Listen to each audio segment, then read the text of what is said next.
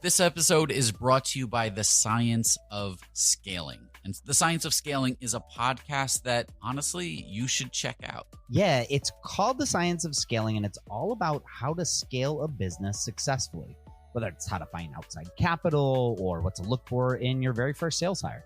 It's a new show hosted by Mark Roberge. She's the best-selling author of The Sales Acceleration Formula. He's also a senior lecturer at Harvard Business School and the founding CRO of HubSpot.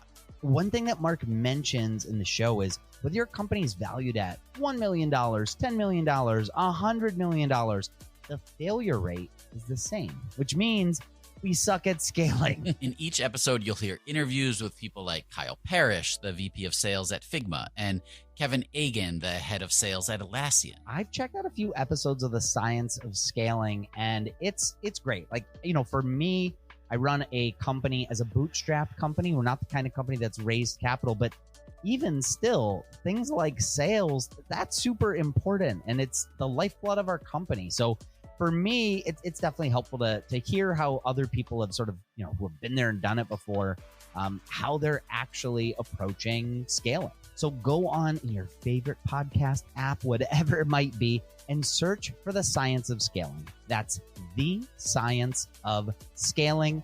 Check it out. I think you're really going to enjoy it. So as many of you may know, I ventured out this year. I left my job as the chief product officer at Dribbble to start a brand new company. And that company is gigantic. No, really, that's the name. We're actually very small today. But we are the training institute of the future. And my goal is to help you master the new influential disciplines that are driving results within organizations. And we're starting with some absolutely incredible courses like product leadership taught by Ben Foster, the former CPO at Whoop, deconstructing leadership with Allison Go, formerly of Meta and Amazon. We have revolutionizing marketing with AI, which is taught by Marie Osipova, who is the chief marketing officer at Penny.ai, and an upcoming product management course, which is taught by my co-host, Mike Belcito, along with Anna Marie Clifton of Coinbase and Asana, and Victoria Kennedy, who worked at Axios and Huge, and is now running her own venture capital studio. It's not just video courses. We're combining video lectures with take-home assignments and exercises, and then small group mentorship to really help make this information indelible for you and to help level you up, and all at a cost that most companies' learning and development budget covers. So if you're interested, go to gigantic.is, that's gigantic.is, sign up for a course, and you can actually schedule a call with me, and I'll walk you through everything that you need to know. And if you enroll and let me know that you heard about this on Rocketship, I've got a special discount for you. So go to gigantic.is, sign up today, and start your journey upskilling your product, leadership, and marketing skills. I can't wait to see you there. This episode of Rocketship.fm is sponsored by Industry, the Product Conference.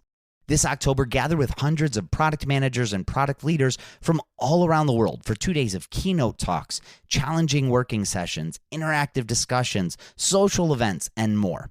Or add a third day and take part in half-day workshops with some of today's top product management facilitators for workshops on leading your teams to innovation, product roadmaps, achieving product market fit, and more. This year's lineup may be the best yet, with keynote speakers including product legend Marty Kagan. He's the author of the book Inspired, which is considered by many to be the seminal book for product managers and product leaders. There's also product positioning expert and author of Obviously Awesome April Dunford, and product leaders from Figma, IDEO, Amplitude, and so many other places. Plus, if you use the code Rocketship, you'll save $100 off your pass. Visit industryconference.com/global for more details. Again, industryconference/global for more information, but pricing increases on the first of the month, so register soon to save.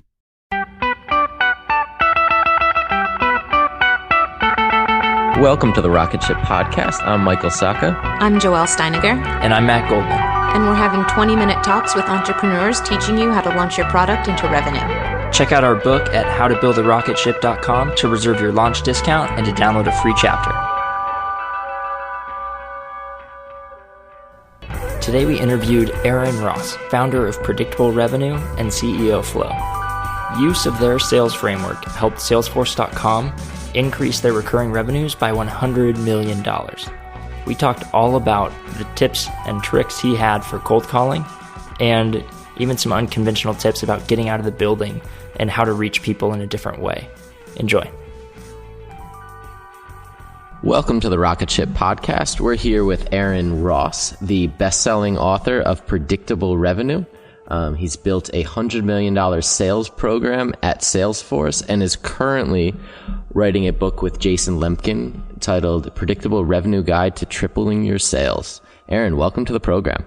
Hey, thanks, guys. Happy to be here. Absolutely. Guys and ladies. Yeah. Guys and gals. So tell us a little bit about how you got started in the world of sales. Sure. And I'll keep it short and sweet. But I started at Salesforce.com. I started in 1999 when I founded a venture-backed internet company. We raised a few $1 million, and that ended up failing. And I realized that one of the reasons of more than one, but one the reasons was I, as the founder and CEO, didn't know about building a sales team. And so when revenue wasn't coming in, because, revenue is pretty useful as a company, I didn't know how to fix it. I had abdicated sales, not delegated it to. I'd hired a VP of sales, but, I didn't know how to help when it wasn't working. So that led me to working at Salesforce.com. And there, back in the mid-2000s, I created the entire outbound prospecting, outbound sales effort, which helped them almost double how fast they were growing, and extra $100 million and so on. Probably been more like adding $1 billion to their revenue by now. And left a few years ago, wrote a book about it, and here we are. Just sharing useful ideas that, in my mind, there's a lot of great sales advice out there, but rather than 30% increase, what are the ideas that'll give you a 300% increase? Interesting. What was kind of your I guess, aha moment in sales when you realized that this is where you wanted to focus for a little while? I had a few ahas, but I think the first one was, again, after my company, or either during or after the point my company had failed, when it really, I got the fact that I, as the founder and CEO, couldn't avoid learning how to sell or learning how to build a sales team. I was afraid of, I guess, looking back, it wasn't that interesting or sexy. Times change, but sales was this thing you did, and I didn't really appreciate that you need money. And really, for most companies, money comes in through selling. And look, I understand as a founder, especially a lot of the techie founders today, the younger ones, it's the idea is alluring of, hey, I'm going to post some code up and some product, and people just come in, and a whole bunch of people are just going to come and give me a lot of money and buy it, and I won't have to let everything be automated. I'll just see this money show up in my account, and I'll be able to list a code and hide behind my computer. Yeah, I think we've all been there. Yeah. Yep. And unfortunately, you get these stories. There's one, every once in a while, some story in TechCrunch about the nerd who made $1 million or $1 billion or 10 or 20 billion from screwing around in his garage, and like Instagram with 13 coders or something. And look, that happens. But for most companies, you don't have that lucky break, or you don't have that insight, or you got to just plug away and you crank it out step by step, including figuring out and learning how to make money, real money, with your code, your stuff. Because it's a skill you can learn. It's not something you're born with. Maybe some people are, but you can learn to play the guitar, and you can learn to generate money from your stuff. So what is one of the big hangups that you see for early stage companies? Are they not getting the leads? Are they not able to convert the leads? Where do you see the bottlenecks happening in the sales process? For the early stage, for the companies like you guys, maybe, and a lot of listeners, if you don't have a salesperson, usually there's a couple things going on. On one hand, there's a fear of rejection. Of if I'm selling, there's this idea that, I'm going to be a used car salesperson trying to push stuff on people. I'm going to try to make money from them by selling them stuff they don't need. And look, but there are people who do that, but that's not good sales. If you're selling, the right way to do it The successful way is you're selling. So people are giving you money for something that really helps them. And I understand that there's a lot of customers out there who don't immediately get what you do, and you need to help them, the right ones, understand why they should need you and how to get over their fears of why it may not work out, why they might fail with you. So anyway, that fear of rejection is one. And the second is just a lack of appreciation or understanding around sales. It's this thing, it's a little bit, I don't know, dirty or uncomfortable. I'm just, maybe I can just do internet marketing and PPC. I'll never have to talk to anyone or never have to hire a salesperson. And look, companies have been successful that way, but the thing is with sales, and this is what I've learned, is that if you have a good salesperson or team, it makes everything so much more effective because honestly, people need help buying from you. To be honest, you may not realize that now because you think that your products are so amazing, but other people don't get it. They don't understand why your products are so amazing. So let me give you a more specific. There's this thing that Jason Lemkin is the guy who has probably the top SaaS blog. We're working on this book together, and he came up with it. We were talking, and this idea of it's like this 15-85 rule. And a lot of founders, you think you're selling to people like you, these other engineers who are comfortable coming in and like off of GitHub or something and getting your code or using your product, and they're going to figure it all out and configure it, and they don't want to talk to anyone. They just want to email. They want to be able to do it all themselves. And that's like 15% of the people out there. So that might get you your first few $100,000 or a bunch of customers or maybe $1 million or something. But for most of the people out there, the 85%, they want to talk to a human. They need help buying. They're confused. They're not sure what you do. They're not sure how you fit into what they're currently doing. And it's not a self-service thing.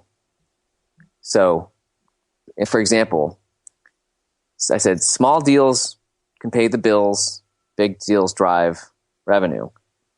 Selling a $10 product a month is a great way to get started. It's hard to build, though, a big business or even a medium business out of lots of little deals for reasons we could go into. But it's, if you can take your $10 a month product and repackage it to a business edition and sell it for $10,000 to one company per year, or maybe even $100,000 a month to a company, which can happen someday. Like, how many little deals would that be worth? Yeah.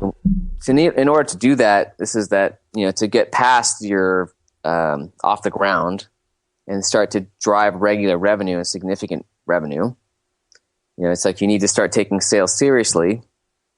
And it's okay. There's a lot of fear about it, but I would say start by just picking someone on the team to try to dedicate to it, or hiring someone who can be focused on it.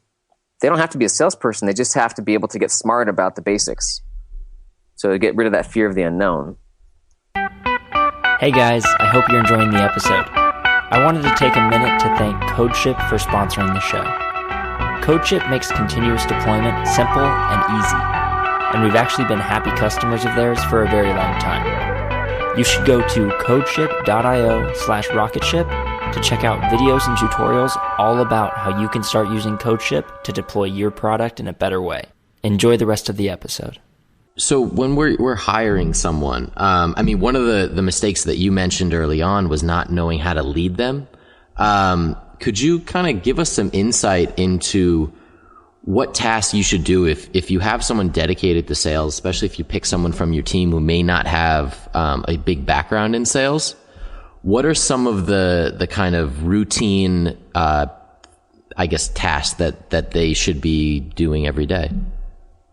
Well, if you're starting out, the first thing they need to do is to get out from behind their desk. Okay. And stop hiding behind the computer and email. It's either use email, set up some phone calls with customers or prospects, go out and meet with them in person, either users or whoever you got. Whatever you can do to just talk to people. In person is better, but over the phone is fine. Stop emailing everybody. And it's easy to hide behind email because it's easy, but phone calls, meetings, and you want to get smart about like, why did they buy? What's working well, what's not. Okay, if we came out with this business edition, what would you think? What else do you need? if we came up with so if your current product is $100 a month, what would it take to create $1,000 a month version? What would it take to create a $10,000 a month version? So we're just getting on or even topics, learning, how are you guys handling sales? Go meet with clients, partners, friends. Okay. What is a lead? What does that mean? How do you get leads off your website? What do you do with them if you get them? Simple stuff like that. But a lot of people, it's new. I mean, I didn't know that stuff back before I started at Salesforce. I had no idea what a CRM system, and I'd been a CEO, but I didn't know what a CRM was. I hired people to do that stuff. A little bit different, but just go educate yourself. And part of this too is learning, okay, if you want to bring revenue in, the best place to do that usually is sort of businesses. It's not these $10, $20 a month deals. It's a few hundred, few $1,000s. What does it take to be able to do those? It may not even be features. It's probably more positioning, packaging, pricing, having someone on your team whether they're a salesperson or not, it's like they're dedicated to it, to focus on it, to figure it out. It's stuff like putting a damn phone number on your website. Because remember, the people that will pay a lot of money to you are generally the people who want to talk to a human there. They want to call you. They want to email you to set up a call. It's like they don't want to see. The difference is that 1585 rule. For the 15% of the technical founders, you're comfortable going to figure it out yourself. I don't want to talk to someone. I just want to go check it out. I was there. I was an engineer, and I did before. This is like Turbo C and Object C, and I get it. But for most of these buyers who are going to want to spend a lot of money, rather than going to figure it out themselves, what they're going to do is go to you or 3 companies like you and say, hey, call me, and set up 3 20-minute demos. And you tell me what I need to know. I don't want to go out and figure it out myself. You tell me. I'm going to learn by talking to you. So if you can get your head around that, I think that's the fact that customers need help buying. They need help understanding what you can do because they're not going to get it immediately. And they want to talk to a human. You're going to be 80% of the way there towards at least getting the ball rolling and getting over, I said, those fears of should we sell? What is selling? I don't know. But ultimately, I think one of the best ways to get over those fears is needing money to come into the company. And it forces you to do things like, look at bigger packages, sell to customers, hire a salesperson or dedicate someone to selling, and putting your phone number on the damn website and these other things that can get the ball rolling. This episode is brought to you by Miro. So when I was at Dribbble, over the 6 years, there was one tool that we would always use when we were doing cross-team collaboration. Whenever the collaboration started to get complex, we would bring in Miro.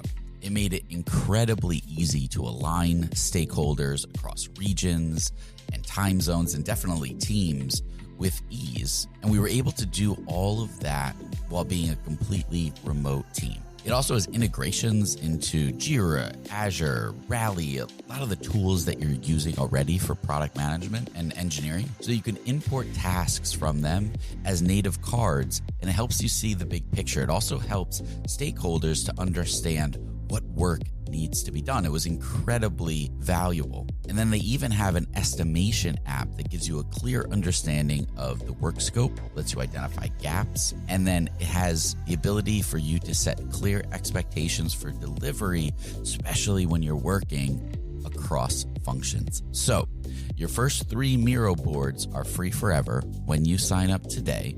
Go to Miro.com/podcast. That's Miro.com/podcast. This episode is supported by the AWS Insiders podcast. AWS Insiders is a fast-paced, entertaining, and insightful look behind the scenes of AWS and cloud computing. Hosts Raul Submaranian and Hillary Doyle dig into the current state and the future of AWS by talking with people and companies that know it best. It's a show that's full of opinions, takeaways, and untold stories, but the challenges, innovations, and mind-blowing promise of of cloud computing. I checked out AWS Insiders, and look, it is a fantastic show, and it's perfect for anyone in tech who's looking for some of those behind-the-scenes stories, for some reassurance that, yeah, things are a little nuts everywhere, and everyone is struggling with a lot of the same problems. The first episode of season 2 is all about filling the cloud talent gap, and it's an interesting discussion on what do we do to help to staff up internally.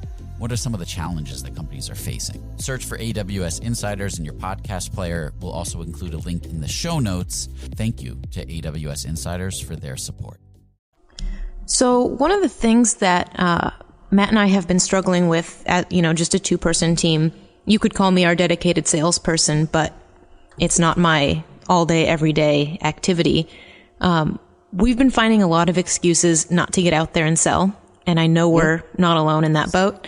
And one of the reasons is something you brought up, which is when your product is priced low, you need a lot of people using it to start to generate any revenue. A lot. And so and our product is priced appropriately right now for what it is, but we're working on some very major updates that are going to allow us to provide a lot more value, hence charge a lot more for it. Yep. But those changes take time, and, even though we get close to smaller releases and batching it out, we find ourselves finding a lot of reasons not to start selling in advance. And I'd love your perspective on what some of those conversations would look like with a potential customer when the product isn't quite ready yet. But, we want to paint the dream and that whole bit. Yeah. Okay. And is this the hook feed one or Brandistry? This is hook feed. Hook feed. Excellent. So I get it. Sometimes a product just isn't ready, or that version.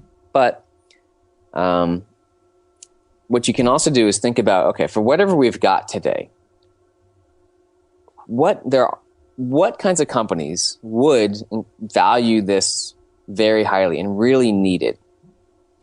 So, for example, hook feed, you're helping with Stripe alerts. Obviously, they have to be a Stripe user, but maybe there's a slice. I have no idea how many customers Stripe has. Let's say it's 1,000. But maybe there's 3 customers at Stripe that have enough transaction volume, have enough problems. Let's say, I don't know, home healthcare or something. It's just some weird, quirky niche that has enough transactions, enough failures, and they don't need enough features that you could actually are pretty close to helping them today, or could. So one version is start by thinking smaller, being more niche oriented. See, okay, whatever we got, assume we can't change it. Is there a company who would pay us a lot more just for this if we just package it to them because their need is so great and so specific? So that's one place I would start. It's more common that companies, you overbuild features for stuff that is nice to have, rather than it's like you're trying. A lot of early stage companies build a lot of features for all these, like you have this big dream. We want to change the world of blah, blah, blah. Haven't heard that before, but you want to change the world of payments or Stripe or something. Okay, great. And you can't get you're trying to solve too many problems. And so there's feature bloat, but if you start with that market niche, some niche, that's some type, it's not just the kind of Stripe customer that's having high failure rates. It's, okay, is it healthcare? Is it finance? Is it California? Is it this? Is it that? Small business, big, some niche of a niche that is a small enough problem that, and a big, they feel enough pain, but it's it's a small enough, well-defined enough problem that you can usually solve it and do it and just nail it, and then move on to other versions of the same problem. So it's like, have a big dream, but act really small. Yeah. That is the best way to get started. Yeah, and absolutely. One of those gauges is, okay, even if you don't have that product ready, look, what niche could use it? Talk to them. Okay, if we could build this for you, would it be worth $5,000 a month? And how do you get that? How do you find them? And I know that's a really kind of out there question where there's no defined answer, but how do you have that conversation with them when you go in there? What kind of questions should you be asking? And when do you throw out your desired price? How do you have that conversation with them? Yeah. Well, first you can just even define them in the first place. So get out from behind your email, get out from an email, whether literally or figuratively, and you can do, you call them like research and referral coffees. Go meet with your friends, investors, executive people, and say, hey, go have coffee or over the phone. Research. We're trying to do this thing, right? We're trying to just find these kinds of bigger customers or this stuff. Do you know anyone who you think would need this, or someone else you think I should talk to? The worst they'll say is, I don't know, but you should talk to so-and-so. And then you go to have the same thing with them. And it's like networking in a way, but you're both trying to learn. You're doing research. Is this a fit? Who do you know? And then getting referrals to people who will get you either at some point to a potential customer or a prospect or a partner. Now, if you already have those prospects and partners, same thing. Call them up, say, hey, or email them to set up a call or coffee. We're thinking about building this premium product, this niche product. I'd love to get your feedback on it. Let me show it to you, and show it to them. What do you think? Oh, you're not excited? Like, well, what would get you excited about it? Or like, what do you think you guys need in order to make this really make a big difference at your company? Or what problems what kind of problems are you dealing with payments? And then the pricing. So this goes back to you need to be a need, not a want. Yeah. You can't be, if you're nice to have, people won't, they'll be like, well, that's really nice, but they're not going to pull out their checkbook at some point. So would you present it as a beta product that you're looking for feedback on, or are you presenting this as a totally polished, ready to go product and then negotiating on price after they show interest? Well, it depends on where it is. You could sure show it as a beta. I think that feels safer to people, helps set expectations if you're still developing either the product or the packaging. And then, some of these meetings, someone's going to say, wow, I'd like that. When are you going to have it ready? Yeah, it sounds kind of like what you're describing is a sales process that looks a lot like customer development. Sure. And just you want to make it friendly on yourself and them, and you're just trying to get smart. You're trying to, it's about time to learning. Mm-hmm. And that's why too, for this kind of, when you're early stage, forget, whatever mass internet-based surveying, it's not the same as getting out and talking to people and having conversations with live humans, where I know it's uncomfortable sometimes, or you feel like it's busy, but what you can learn is so valuable. Or being able to sit down with someone and just go through it, who you think would be an ideal prospect. So what are some of the biggest objections that you get from early stage software companies in terms of why they don't want to do sales? Is it just fear? Is there something else? Yeah, it's like, we want people to just come to us. And once they start, what do you see them doing wrong most often, besides not getting out from behind email? Not creating big enough. So one common one is not creating enough big premium options. So it's like, think about it 10 times, leave. If you have a $100 a month product, it's probably more of a thought exercise, but who would need $1,000 a month version? And what would it take to deliver that kind of value or product to them? And are there any attributes of the pricing plans that need to be factored in to qualify for certain enterprise deals? Like, does there need to be premium 24/7 support available? Are there certain boxes that people at larger companies need to check? It totally depends. I mean, I think that what you have to realize, the biggest problem for a small company in selling to bigger ones is often not realizing that it's hard for big companies to buy stuff because they have to get a lot of people on board. And sometimes you luck out. Your first one or two usually will be, there's some champion, a CEO or an executive, and they just love what you're doing, and they make it seem really easy to you. And you those are great. But the reality is, most big companies, it's hard for them to buy because they have to get a bunch of people involved to agree, and there's a bunch of systems they have to, or processes they have to update, and it feels like a lot of effort for a big company to bring in a new system. So in other words, when you're dealing with enterprises or bigger companies, think about how simple can you make it for them to get started. Okay, freemium plugins and free stuff is a great way to do that. But with the big companies, it's usually free stuff is a way to build some internal champions and get something going. And you still need some help and a sales approach to sell to the executives who can actually make a real deal happen. Yeah. Is there a price point, whether it's 200 or 500 a month, that isn't quite in the high level enterprise deals, but that people have an easier time closing? Like, is there any standard on corporate cards where people can sign up for a $200 a month SaaS, no problem, without having to bring in a boss? Yeah, I know in general it used to be like a $10,000 amount was before, if it's $10,000 and up at one time, it would be a problem, more layers of approval. It's a good question. SaaS, I'm not sure. But I think it's usually not so much the money. It's people's belief in how hard will it be how can I succeed with this or not?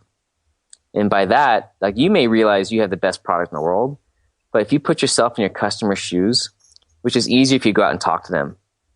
If you put them in your shoes, you realize, wait a second, okay, if I put in X, that means I need to change. I need to get my IT person. I need to get this SaaS person. I need to convince my boss. I need to get budget. I need to change my, this payment process. I need to hire. It can feel complicated. So a lot of your job is helping them feel like it's possible to do. It's achievable. It's doable. It's simple. And payment terms is part of that, but I think the biggest deal is just helping people see why they need it, and that they can have confidence in actually getting the results that they want, and they're not going to stumble along the way. So I got an email the other day, and I would love some help on it. We had the Emmys email us for Brandisty, and they wanted to use our platform to deliver images to their international partners. And it's not quite what we do, but we can definitely help them out in that way. And that's really all of his email said. He signed up. He uploaded maybe 5 images into our system. We have a free plan for him. And I wrote him back, and he wanted to be able to add taglines onto these images. And I said, that's absolutely something that we can do. Can you give me kind of your greater use case? And we never heard back. And so I was wondering, what does that mean? Like, were they seriously looking into the product? Is this something that they may be doing constantly? And maybe what might have a better response been on my end? Well, what was that last question you asked him? So what would be, and maybe that's the most important question really, is what would have been a better response on my end? This is the first time that we were actually going back and forth. And how could I engaged him better rather than saying, yes, we can do that? But I didn't give him any real actionable next step. Uh-huh. Well, there's a couple things. So first, when you're asking questions of people, so again, this is the 1585 rule. Okay, if you're a founder and engineer, you sort of get it. You're going to email this stuff, but if you're like a busy executive from the Emmys or busy manager or whatever, you don't really. It's not that you don't have a lot of time to think, but you're not really willing to put a lot of energy into thinking into this sort of like side thing, because you got bigger fish to fry apparently. Mm-hmm. You're like, this looks interesting, but I don't know, so I'll just see, and then I'll forget about it. So what happens is if you're on email, if you're asking a question, and I can't remember what the question you asked him, but the point is you want to ask open-ended questions, but they're not too open-ended. So at the beginning, so for example, did you ask him how many partners is he trying to send these images out to? Right. I did not. Yeah. Okay. So that's because that's easy to answer. Mm-hmm. He roughly, or let's see. What you don't want to ask him is, hey, what are your goals for this project? Okay. Because then he's like, wow, I don't really want to answer that. In his mind, like, okay, move on. I'm confused, because confused equals no. I don't want to deal with this. Okay. We'll do it later. Forget about it. After you start to build a relationship with someone like that, it could be on email, a couple quick questions. Email needs to lead to a phone call. So remember, this person, if he emails you and his phone number's in the email, call him. So even just receiving an email, if I have the call, just call him up? Call him. Okay. Yeah, call him. And should I be sending him back like meeting times if I don't? Like, are you available at these following times, even though we didn't really discuss it? Yeah. Just say, hey, are you free Tuesday at 1 or 3 for a 10-minute chat? And should I be answering his question, or should I be leaving that for the phone call? Because that's really my goal. It depends on the question. So, was there a question that you didn't? It was a very simple question. I did answer it, but it was, can I add tags onto images? And right now we can't, but it's something that we could build fairly quickly into the product, and we've actually talked about. So it was a very quick question. It wasn't all that detailed, but I did give him the immediate response. I would write, because a guy like that, or I don't know if it's a woman or a guy, but they can get busy. Mm-hmm. You're not their top priority, probably. Right. And so while you are like, oh my God, the Emmys, and you're thinking about them 24/7, he's thinking about you right now, not at all, because his boss is yelling at him and he's got this and other stuff going on. So again, at this point, because he doesn't know you very well, he's not willing to put a lot of mental energy into you. So think small, quick questions, try to get a quick phone call. And once you have a couple of those, at some point you establish enough of a relationship. And it might only take 1 or 2 emails or a quick call, and then, oh, okay, I get you. I see how this fits. You've gotten from first gear into second gear, and now I'm willing to work with you some more. So what I would do, write him back an email. You can ask him that question. How many partners are you trying to, update with us, or some other version? Mm-hmm. Remember, it's open-ended, but it's not yes, no, but it's also not too vague. So simple to answer, and you learn something useful. Have one question per email, because if you get these emails with 2 or 3 questions, again, it's too much work. I'll do this later. Goodbye. And then they forget about it. So one question, simple question. And that's what I would have done differently with that last email. You'd answer this question and then ask him a simple question, which, by the way, could be about something like the number of partners, or it could have been, hey, are you free to chat for 10 minutes tomorrow or Tuesday at 3? So again, not too vague. If you're going to ask, you want this to turn into a phone call, because one 5-minute phone call is worth 50 emails.